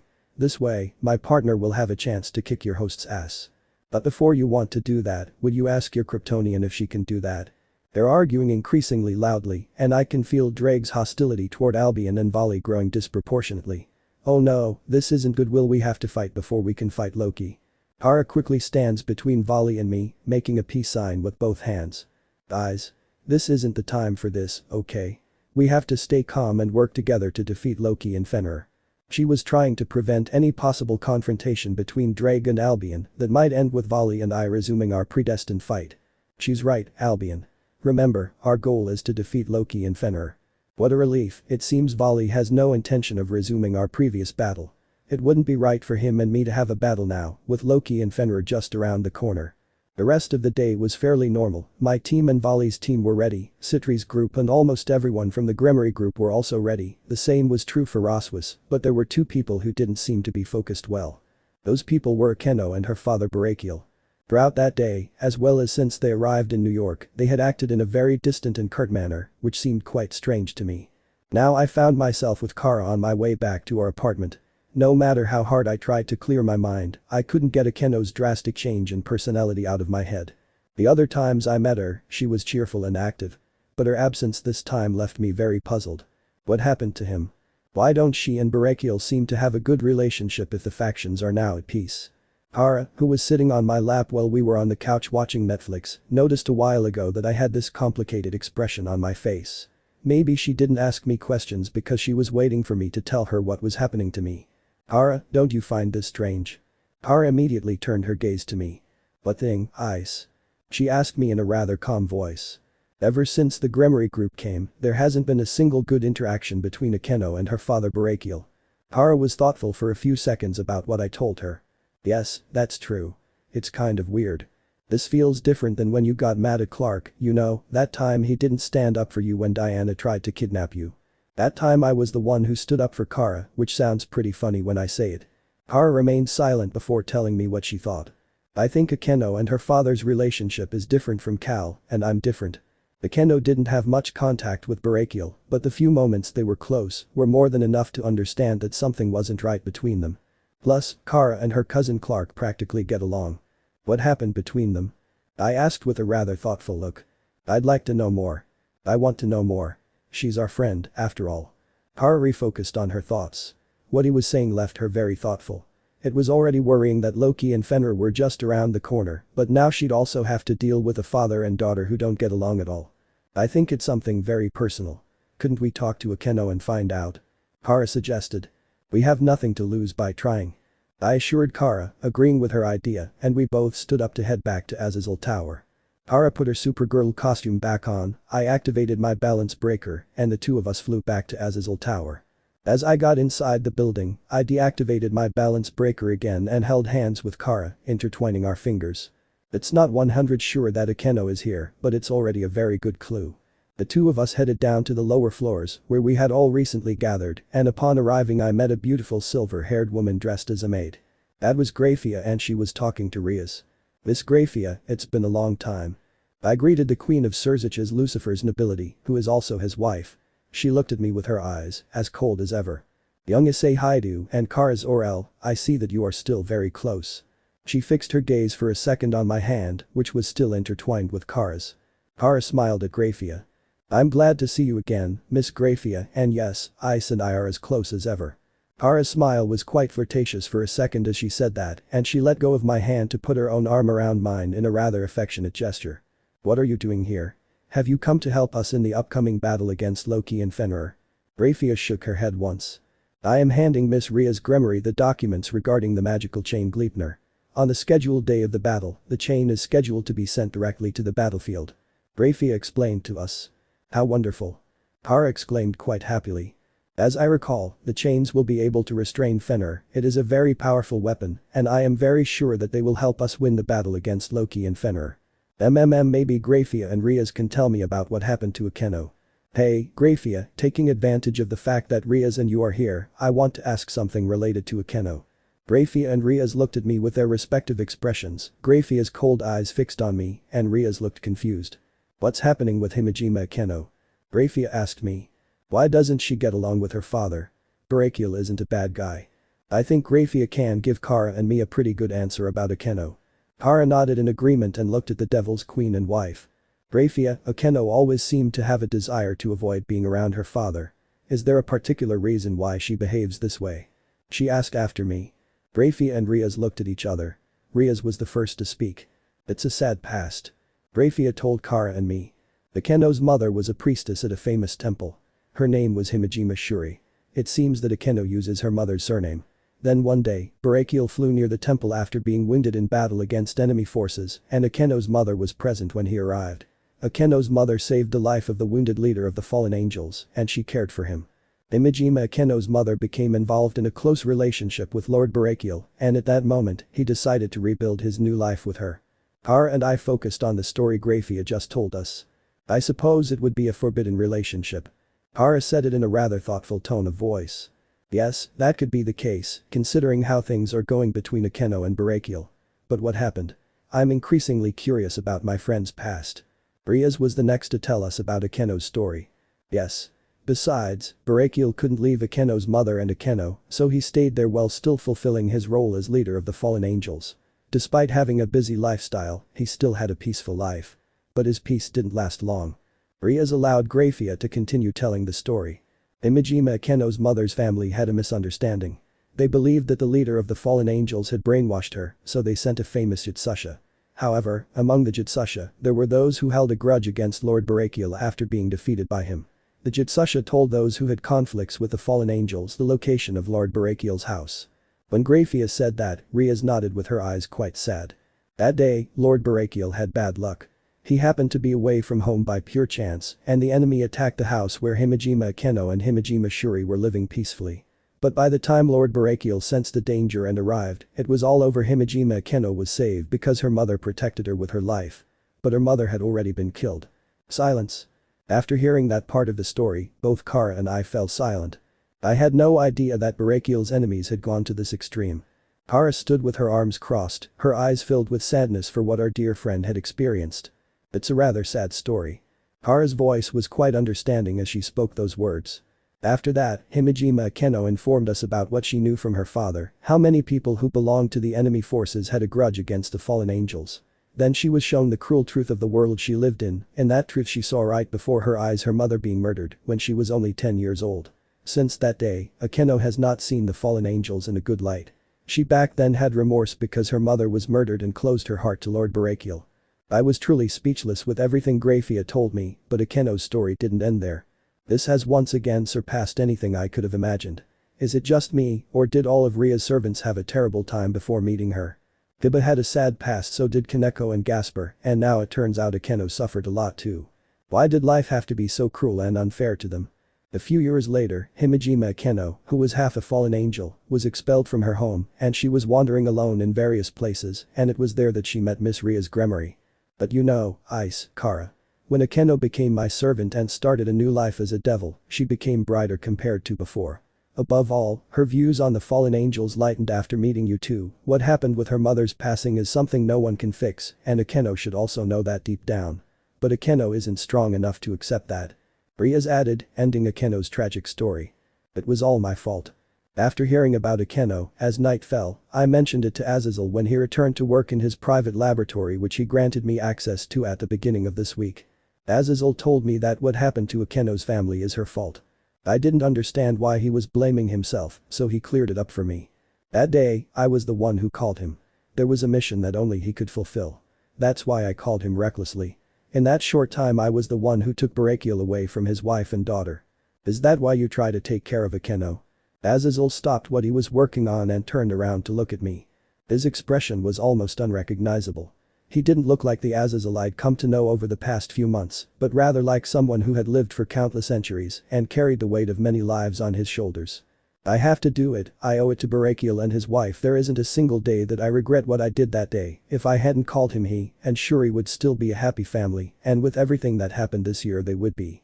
Azazel was lamenting as he clenched his fists with an expression of pure regret. You know blaming yourself won't solve anything, right? Azazel looked at me with a bitter smile. What happened to you was also my fault, Ice. That? I was confused by what my teacher said. He stood up, holding his chin with one of his hands. It's my fault you're a metahuman, just as it's my fault you turned to the Juggernaut drive in desperation because of what happened to Kara. I didn't think enough about the consequences that could come from exposing your team in that confrontation with Diodora. Is he still thinking about that too? But I was the one who agreed to use the Juggernaut drive, I was the one who despaired when I thought Kara was dead.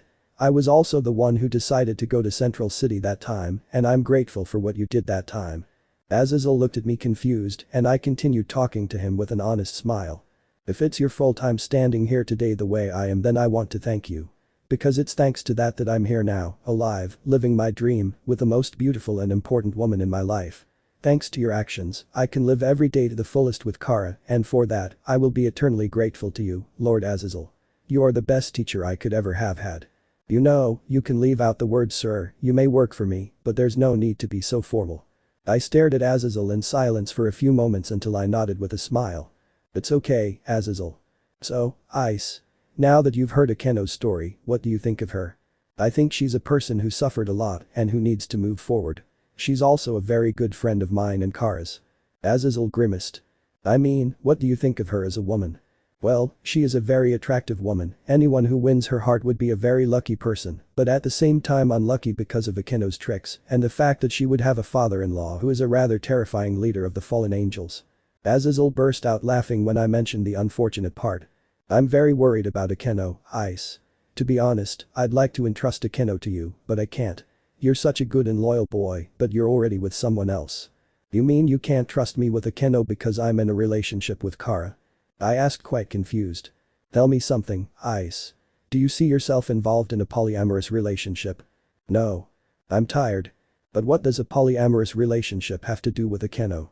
Actually, what does polyamory even mean? Love for police officers? Do I have to be in a relationship with a female police officer to understand Akeno? Azazel hid his face with the palm of his hand when I asked him that. Gosh, with how absent-minded you are, it's no wonder that to this day humans don't know that Clark Kent and Superman are the same person. Are you making fun of me? Yeah, forget it. Like I was saying, as long as you can only hold one woman in your heart, I can't trust Akeno to you. She'd end up worse off than she already is if she got too involved with you. But I'm his friend. Sometimes being just a friend isn't enough, to top it off you're a Ddraig host, so it's inevitable that you'll attract a lot of women. Oh, now that you mention it, I remember Ddraig mentioning something similar when I first met Surziches. I think I understand now, but is it wrong to only love one person? Azazel sighed, shaking his head. Not bad, alright. Just look at the examples. Surziches and Grafia, Shamhaza and his wife, Kal-El and his reporter. You have your principles, something rarely seen in a Sekiryuutei. Well, you were already pretty weird anyway, but that's good, I guess. Have you ever considered forming a harem? Suddenly, a magic circle formed on the ground near where Azazel and I were. It was a blue magic circle, I had seen that symbol at least once. The magic circle projected an image, and the person who appeared was none other than my rival, Volley Lucifer. Azazel, I'm back.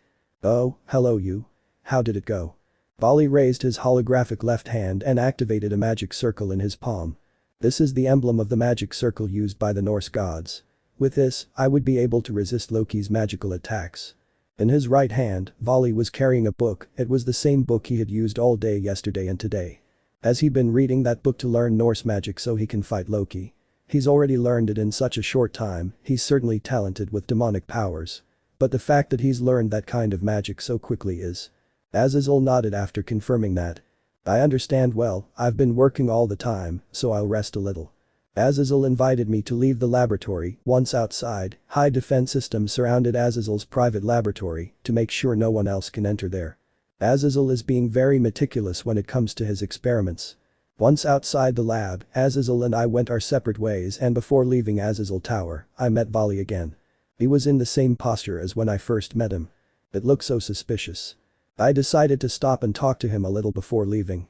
You know, even if it is an evil god, I didn't expect Kara and I to have to face one with you. You should remember that if there are good gods, there are also evil gods. Well, there are situations in which good gods are seen as evil from different points of view. I didn't expect Vali to answer me. Evil god, huh? Azazel is the supreme ruler of the fallen angels, Surzich is the new devil, they don't hate peace, but they're supposed to be portrayed as the bad guys, they even have an alliance with the Justice League in heaven. Some people consider what you call peace as something painful. Painful, huh? That's a very sad thing to be honest. Will it be the same for Vali? Do you think the world today is painful? Vali looked up at my question. I just find it boring. That's why I don't feel anything but having this fight. He was smiling at the thought of facing a god. He's still the same battle madman he always was. But that's why this world has become interesting and I will become the strongest of all. Yes, Vali's dream is to be the strongest, a dream quite dangerous even for him since in this universe there are guys who are literally impossible to beat. It won't be easy for you since one of my goals is to beat you. Hearing me say that, Vali put on a big smile when he saw me. Yes, you'll have to catch up. It'll make me happy if you keep getting stronger. There was a time when I was disappointed that you were the Sekiryuutei since you didn't seem like much. But you've proven me wrong. You're even seeking to harness the power of the celestial dragon in your own way. You must be the first to try it by talking to Ddraig, right? Is it like that, dragon? You are the first Sekiryuutei to do that, you are quite interesting. Vali and Ddraig had agreed on that, so I felt a little embarrassed. Is it just me or are they both having high expectations for me? Suddenly Albion spoke up too. Hosts like that are the most problematic. When we oppose them, they don't show many openings. Vali nods. Exactly. A good example of this was the outcome of our first battle. It was at that moment that a beautiful, slender woman with brown hair approached us. What's up Thee? Are you ready? Vali asked and we both stopped in front of her. Thee nodded, smiling, and there was a certain complicity in her gaze. Yes, I'm ready, you're excited for the battle, aren't you? Yes, I want to start now. Vali answered him with a smile. While I was outside Azazel Tower, I saw a noodle shop near here, I was wondering if you'd like to go there before we start. She smiled waiting for Vali to answer. Noodles, huh? Sounds good. Vali's expression became more relaxed. Come on, let's go now. He took Vali's arm with both hands and they both walked away from the hallway. But what just happened? Dragon. I just understood that your rival seems to love noodles. Yes, that may be it. Also that bastard rejected Kuroka, so I highly doubt he's interested in any woman. But I think it's nice that he's at least dating someone as beautiful as thee. Odd, I swear this is the first time he seems to be dating someone of the opposite sex. It was quite curious how my meeting with Vali ended today. Shortly after, I continued on my way, but this time I didn't go to the apartment where I live with Kara, no there's still something important I have to do and that's Akeno. It wasn't too difficult to find where Akeno was staying. She, like the rest of the Gremory group, had rented rooms in a luxury hotel here in the city that never sleeps. With Kiba's help, I got the exact room number where Akeno was staying. Of course, at first I had to explain why I needed to see my friend, and once he learned the details, he agreed immediately, even thanking me. What a good friend you are, Kiba. And as for Kara, I had already talked about this with her before planning to go see Akeno. Kara loved the idea of me going to see our friend so she could help her. Odd, what a good woman you are. Kara trusts me so much that she accepted it without a second thought. Talk, talk. I knocked softly on the door and almost instantly it opened revealing the occupant of said room. The beautiful and sensual Akeno. Seeing me, his eyes filled with surprise. Isuil. Akeno's hair was now loose and she looked like she had just taken a bath. Odd, what a sensual aroma I'm smelling on her. Ddraig, give me your strength to resist temptation. Yes, may I come in? Akeno nodded and let me into her room, then I heard her close the door. She invited me to sit on the couch. Then she sat down too, and there was a silence between us as we looked into each other's eyes. It's the first time I look at Akeno's beautiful eyes, hers are a beautiful purple color, but this time they don't look as bright as I usually remember them. What is the reason for your visit, Ice-kun? Akeno yo. Are you going to make love to me? Huh? That's what you came for wasn't it? Akeno keeps staring into my eyes. Her expression is so blank as if she doesn't care about anything right now. She brought her face closer to mine, intending to kiss us.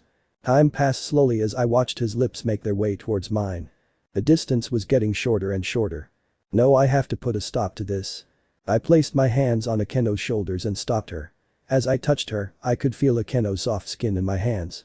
The clothes she was wearing were so soft I could feel them. Odd, if I didn't have Kara, I might have completely given in right now. It would have been very difficult for me to try to contain myself. Well though if I think about it better even without Kara I wouldn't have done it because the Akeno next to me isn't well. What's wrong, don't you think I'm attractive, is it because of my hair color? Akeno asked these questions with a rather shaky voice. It seemed as if she was convinced I was coming to her to make her mine. The color of your hair has nothing to do with it. Akeno, you are unique. There is no one like you. Just seeing you once tells me you're unforgettable. In another situation, maybe in a reality where I'm not with Kara, I would definitely touch your enormous full breasts every day of my life. I would hold your hips, enjoy your thighs as well as every part of your beautiful, sensual, and very erotic body. But this reality isn't like that and I didn't come here to take you. So what did you come for? You know I don't care what reality we're in, I feel like I would hug you, I would give you my body, and I would let you do with me whatever you want, as long as you make me forget about everything. You would really make me very happy, Ice. If you really think I would make you happy by making you mine, then tell me, why do you look so sad? It seems that Akeno regained some consciousness upon hearing these words. If you were truly happy that I could do whatever I wanted with you, wouldn't you be showing me with your eyes how much fun you're having? Akeno, the previous times you and I interacted, you seemed so cheerful, but now you seem desperate to forget the painful memories that weigh on your heart. That's right. Does that even matter, Ice-kun? I'm sure if we make love, I'd feel so relieved that I'd be able to forget all this pain, this suffering. It's okay, it doesn't matter if it's just for once, as long as I can forget what happened to me, I'll be fine. You're wrong, even if I make you feel good that bubble won't last forever and then you won't be able to move on anymore. The next thing I did was close all the distance between her and me and then hugged her as gently as I could. It was the first time I felt Akeno's soft body so deeply, a part of me was going crazy, but I tried my best to stay normal. I'll just hold you. Yes, I know I'm quite lustful and I could easily fall into temptation since you're so beautiful, so sensual, so delicious, but I won't do that. I'm not going to take advantage of you. You deserve better. We were. I've heard about your past, Akeno. Kara and I did it. I know I'm an idiot for not taking advantage of the situation, and I don't know how you felt back then or what this burden you're carrying feels like. But if you can trust me, I'll make sure to hold you until you feel safe. I care about you very much. Akeno doesn't answer me. As I hug her here and now, I can realize how stupid I was not to realize in time everything she's been experiencing these past few days. Upon reuniting with her father, a series of very bad memories bombarded her mercilessly. That's why at this moment she was hopeful with the idea of feeling good and forgetting those memories if I made her my wife again. But if he gave in to her instead, it would have left a scar on Akeno and Kara as well. We'd all be regretting this, no doubt. It's okay, Akeno. Whenever you feel sad you can count on me, even if we don't live on the same continent and are separated by an ocean. Just let me know and I'll find a way to come give you a hug. So please, I ask you to be strong and lift your spirits and overcome your bad memories until all this is over, okay? Idiot, you're an idiot. Yes, I know I'm a fool for coming here with you, but you needed me, and even though we're not together, I'm here to protect you. Ice, thank you, I love you so much. Her voice was mixed with a scream and it sounded like she was having a mixed feeling of security. I continued to hug Akeno so gently. Wait a minute. Did Akeno just openly say how much she loves me? Is this perhaps why my master told me about the harem just before Vali interrupted us? There's so much I have to talk to my teacher about. But that will be for another time. Hours later, when Akeno was able to vent enough, we separated and I went to the apartment where I live with Kara. She will surely want to know everything that happened since just like me, she worried a lot about Akeno, and I can't wait to reunite with my beloved since tomorrow was the day. Chapter 52. The Two Celestial Dragons and the Girl of Steel vs Loki. Azazel Tower, Manhattan.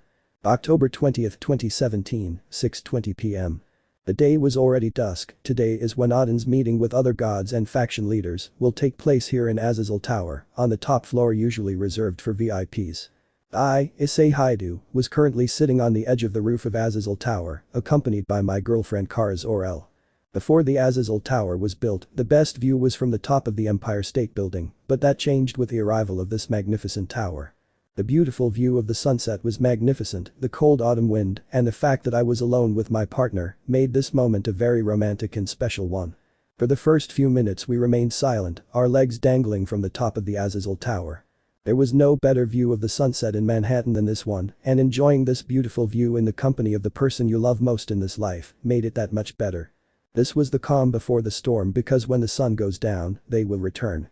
Taking advantage of the special moment I was having with Kara, I placed my left arm around her shoulders and with that arm I hugged her, bringing her closer to my side while we continued watching this beautiful sunset. Kara leaned her head against mine and we stayed like that for a long time until the sun almost completely set over the horizon. It's almost time. I was surprised by the seriousness with which I said those words. Kara turned her face towards mine and I looked back at her, our eyes met and she nodded. Yes, it's almost time for us to face Loki and Fenrir. Her voice was quite calm as she spoke those words. Kara was trying not to give too much thought to what would happen in the next few hours, I understand.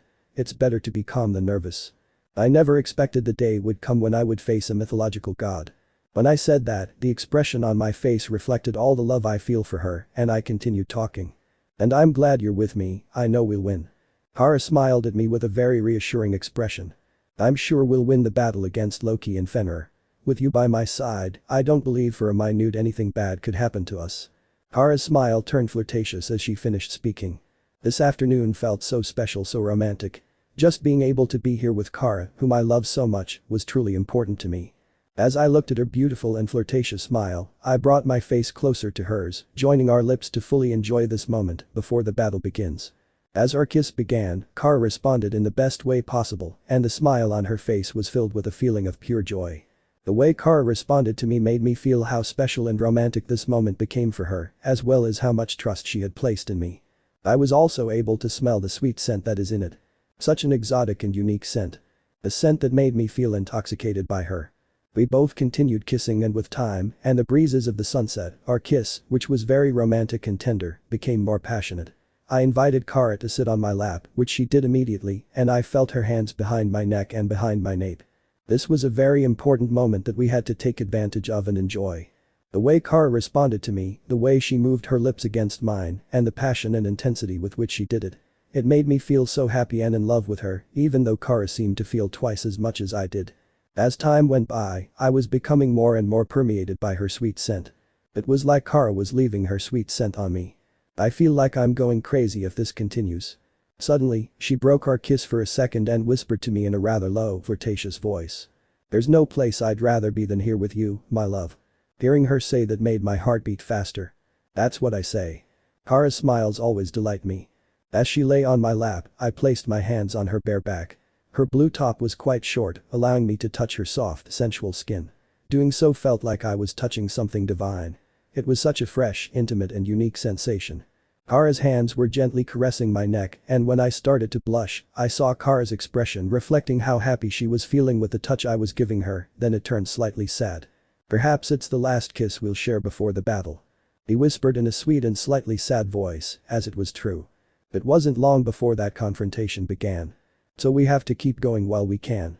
The expression on his face was filled with emotion again. Yes, we have to continue. Kara joined her lips with mine and we kissed again, with more passion and intensity than a few moments before. Her hands continued to caress my neck and mine did the same on the bare part of her soft, very erotic back.